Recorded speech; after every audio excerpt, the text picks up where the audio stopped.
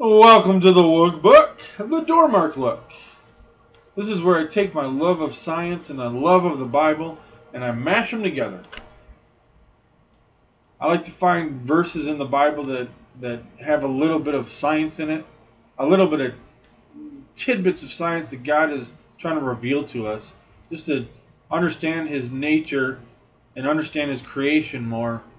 Just understand who He is as a creative being. It gives me joy to learn more about God and his little tidbits of nature and science. And so today is out of Psalm 22. Psalm 22 is a prophetic psalm written 1,000 years before the actual crucifixion of Jesus Christ, and yet it gives a detailed description of what Jesus was going to go through on the cross. And I just want to look at verse 6, just the first part of it. And this would be Jesus speaking, "But I am a worm and no man." So what is Jesus saying? Well, the Hebrew word for worm is rima. Usually it's translated maggot. But in this verse, the Hebrew word here for worm is tola. And actually, Job chapter 25 verse 6 has both rima and tola in it. How much less man that is a worm, some translations will say maggot, but that's the Hebrew word rima here, and the Son of Man, which would be Jesus, which is a worm, tola. So what's the difference? Well, the tola is actually a worm. Tola worm, also called the crimson or scarlet worm. And so what is Jesus saying when he's a tola worm? If you understand the life cycle of the female tola worm, what it does when it dies, it is profound what Jesus is saying when he's saying, "I am the tola worm."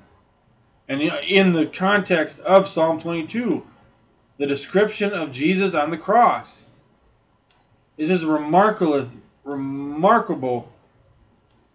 what the science will reveal to who Jesus is when he says, "I am a worm." So the tola worm, what happens? So the female worm will climb a tree or some wood. She will have a death grip on that wood. You cannot get her off unless you scrape her off. And then she'll lay her eggs underneath her as a protection. And then the larva will hatch, and the larva will actually start eating the mother. And then the mother will start oozing out a red ooze, and it will cover the worms, the larvae. And not only it'll stain them, it'll stain the wood. But that's where they get their name, scarlet or crimson, because of the stain from the red ooze from her mother. And they actually used the tola worm in ancient times for a red dye. But so the larva will continue to eat the mother, and she'll eventually die. And get this, 3 days later, the mother is dead, and her body starts flaking off the tree. And it flakes off like snowflakes. It's a white flake that comes off. Do you see? Do I have to explain this? What Jesus is saying is, "I am a worm"? Jesus climbs a tree, the cross, covers us as protection, spills his blood on us, and we're stained for life. We eat him, as in he is the bread of life, where we get substance.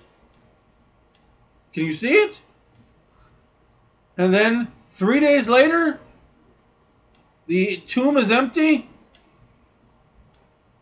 and our sins are forgiven, and they're covered like white as snow. Wow. If you're not excited about nature after this, I don't know what's going to get you excited. But just a little tidbit of knowing a little bit of science about a worm the size of a pea. And Jesus calling himself, I am the Tola Worm. So I hope you get as much joy as I do by finding a little bit of tidbits of science and how it reveals of who God is and who Jesus is and who he is for us. Wow. So I hope you enjoyed it. Tune in for some more. Please like and subscribe. And have a blessed day. And know that you are covered by the Tola Worm.